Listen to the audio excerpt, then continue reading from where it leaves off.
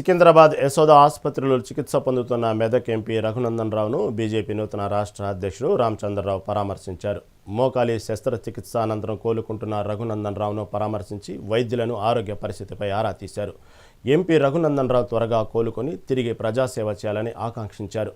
మోకాలి సర్జరీ అనంతరం క్రమంగా ఆయన కోలుకుంటున్నట్లు తెలిపారు.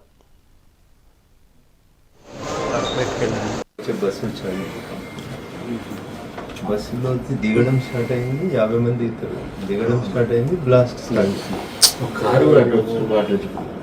బస్సులో దిగుతున్నంతా బాగా పరిగెత్తి అడ్మినిస్ట్రేషన్ నేను మాట్లాడాను కలెక్టర్ ఉదయం నుంచి మాట్లాడాను. చూడండి కలెక్టర్ చాలా హార్డ్ వర్క్ చేస్తారు.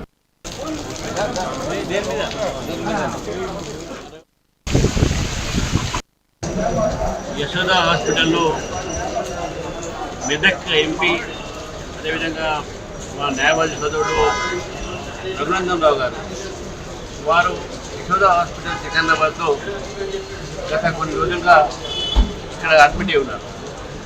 నిన్న నేను వారితో మాట్లాడితే తెలిసిన విషయం, ఇవాళ నేను నా అధ్యక్ష పదవి ఈరోజు ప్రకటించే సమయంలో ఉండాలి అని అడిగినప్పుడు ఈ విషయం నాకు చెప్పండి హాస్పిటల్లో.